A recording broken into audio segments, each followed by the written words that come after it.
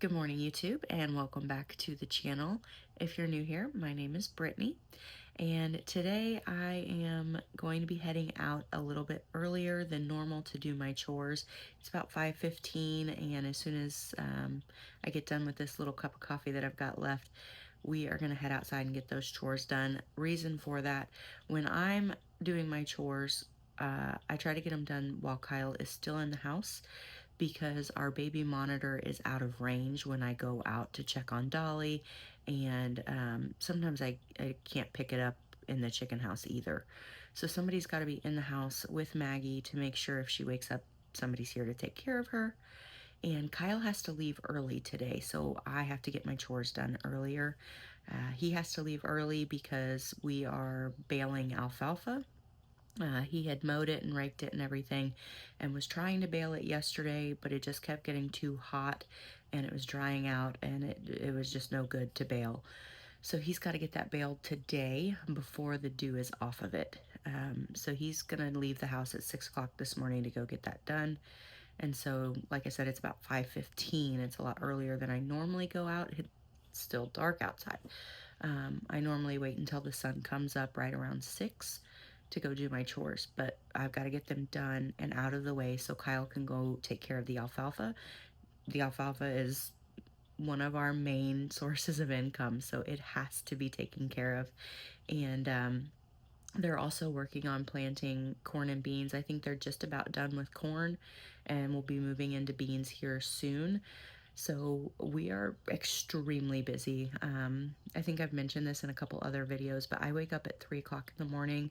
I have a little bit of quiet time, and then I usually read my Bible, and then I get up and I go do chores, and I pretty much work from then until about 9 o'clock at night. I go to bed a little earlier than Kyle does. He usually sleeps in about an hour or two past when I wake up, and then he stays up about an hour or two past when I go to bed. We were both just like running around trying to get everything done, burning it at both ends, and it's extremely busy, and we're tired. It's only just begun. So, anyways, I'm gonna get off here. I'm gonna go do those chores so that Kyle can get out of here on time. And then today, I think we're gonna be getting some work done in the garden.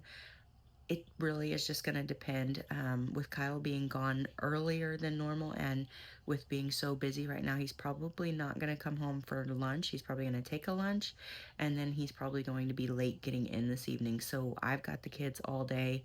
Normally I try and use the times that he's home on break to go out and get work done, but I don't have that today. So I'm going to try my best with the kids to continue to get that garden work done because it has to be done. So we'll see if I can get it filmed. If I can't film the actual work, I'll try to at least give you little updates and show you what I've been able to accomplish.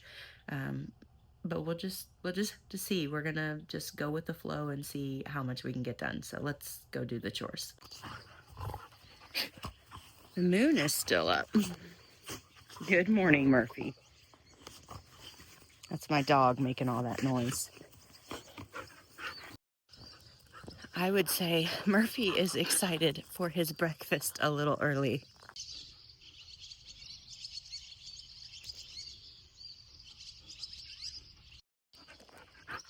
Really pretty sky this morning. So I was just feeding the cats, and Opal, the only cat that has a name on this farm, because she's so sweet and she always comes up to me and is always, coming over by the house. Most of the cats, they stay in the barn or they stay in the fields and they hunt, and they don't really come near us, which is fine. They're barn cats, that's their job. But Opal is a super friendly kitty, and she's always coming around, and normally she meets me in the feed shed for breakfast, and I carry her with the cat food over to the barn and then set her down and she eats with all the others. Well, today she wasn't in the feed shed, and I thought, well, it is early, so she maybe just, this isn't part of her routine. But also she's very pregnant, so I'm wondering if she's off having babies, because she also was not in the barn when I poured the cat food down for all of them to eat. She was the only cat that was not there. So I'm gonna have to keep an eye out today. She might have her kittens. So the ducks are still laying down. $5 says all the chickens are still roosting because it's dark. And they're probably not ready for me to come in there yet. You can't see because it's so dark. But they are all still roosting.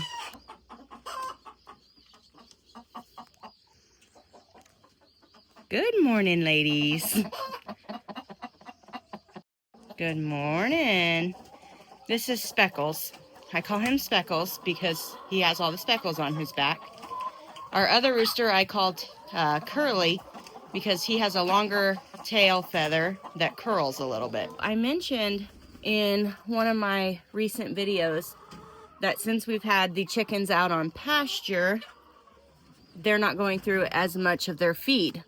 I also said that typically when we have them cooped up all the time, for the amount of chickens that we have, I bring out 2 5-gallon buckets of feed every day, and that they pretty much cleaned it all up.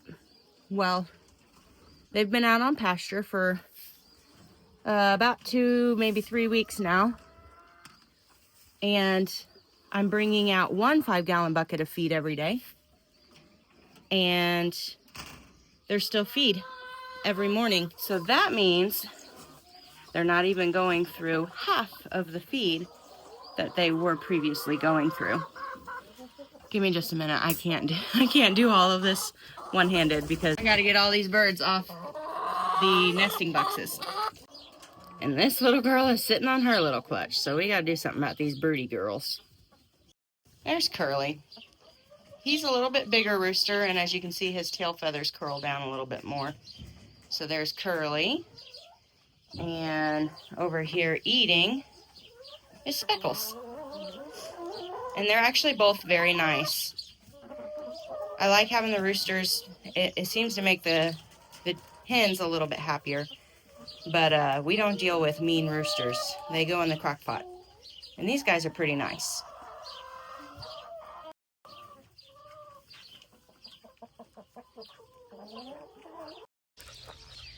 There's Miss Opal. Let me go check her belly. Let's see. Miss Opal girl. Oh, she's still pregnant. No babies yet. All right, I can come back out and check on you later. You don't have a baby, so that's all I really wanted to make sure of. And you don't look like you're that close. When you get up, I'll come check on you. And I don't understand. They got all this pasture. I do understand. It's because the hay is right there. But they all want to just sit up here, and that's why there's no grass. But we do have decent pastures. You can see one right there. But this is where they want to be. And I know it's because we have that hay ring. But this is our working lot, our sacrifice pasture. We do unroll hay in this little pasture if we have the herd in here for an extended period of time in the winter. But otherwise the hay goes in that ring, and that's not necessarily the best pasture management. You can totally tell the difference between putting hay in a ring like we do in this pasture, and you can see that grass there, versus the pasture on the other side of that fence where we rotationally graze and we let the grass grow up. We have multiple species of grass in that pasture, plenty of forage for the cows to graze on, lush, green, full of life, versus this. But that's just another reason why we do rotational grazing in all of our other pastures. Chores are done, and I've got stuff all over me. I'm gonna go inside so that Kyle can head off for his work day, and I'll be in with the kids, and then we'll see how the day progresses and what we're able to accomplish. All right, it is about 7:30 in the morning now, and my son is still asleep. Kyle has left a while ago to go bale that alfalfa, and I just got my daughter back down for her morning nap. So I grabbed the baby monitor, put it in my pocket, and I'm heading out to the garden with a nice cup of coffee just to do kind of a walk around and get a game plan as far as prioritizing. I have a list of tasks. I have a list of tasks that still need to be done in the garden, and I got to figure out, okay, what's the most pressing thing I need to do today? So I'm going to walk around and figure that out. One of the things that I need to get done today is chopping and dropping my comfrey plant. In a second, I'll flip the camera around and show you what it looks like. But the reason I do this is because throughout the season, it'll continue to produce more. And I use it as a fertilizer. So comfrey has an extremely deep taproot, and so it's able to pull up all kinds of nutrients from way down deep in the soil that a lot of other plants aren't able to pull up.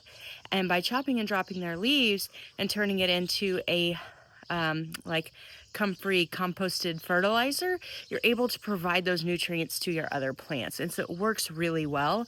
And then also as it sends up more, I'll show you the flowers. If you're not familiar with comfrey, it has these really pretty little purple flowers on it. If I chop and drop it, it's going to send up more and it's going to bloom again. And so it's really pretty to watch that throughout the season. So I'm going to flip the camera around and show you what it looks like when I get ready to chop it. And then I'll show you the barrel that I'm going to put it in. This is my comfrey plant, and those are the little purple flowers I was talking about.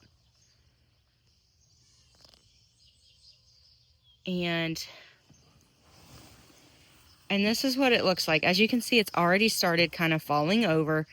So I'm going to go ahead and chop it back to about 6 or 7 inches from the ground. And I'm going to put it all in this drum. It's empty right now, but I'm going to put it in there. I'm going to fill it up with water, and I'm going to cover it to keep debris and light and everything out of it.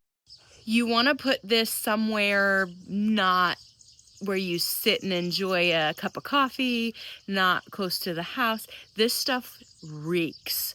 When you fill this with the water and you let it compost and turn into fertilizer, it smells so horrendous. I don't even enjoy the smell when I'm applying it to my plants. It's pretty bad, but it works, and so it's worth it. So what I'm gonna do is I'm gonna take this sucker out by our compost pile. It's close enough to my garden to make short trips back and forth with like a 5-gallon bucket. And I currently am out. With being sick last year, I did not make any comfrey fertilizer, and I didn't bring my fertilizer from the last property that I lived at because I didn't want it spilling anywhere, and it was heavy, and so that got left at the other property, and so I've got to start over. But it is so worth it. So I'm going to put all these leaves in my barrel. I'm going to drag it over there. And then once it's in place, I'm going to fill it with some water. And then as you chop and drop this, you just keep adding to it. And this is kind of like a sourdough starter. You don't want it to get completely empty. But if it does, then you just start over. But you just keep adding leaves and water and leaves and water. Over time, it just makes a really nutrient dense fertilizer for your garden. Okay, I've got my trash barrel full of the comfrey leaves. I also forgot to mention that there is another really beneficial way of using your comfrey plant. If your barrel is full and you don't necessarily need more fertilizer, you can chop and drop it and use it as a green mulch. It works really, really well that way. All right, so there it is. I've got to fill it with water and get a covering for the top of the barrel.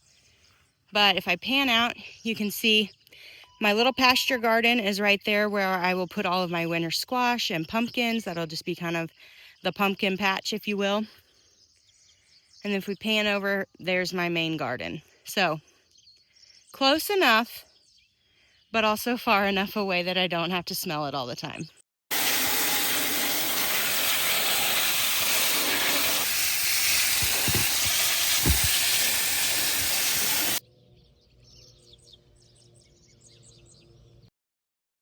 Well, I didn't do any filming, and I didn't get nearly as much done in the garden as I had hoped.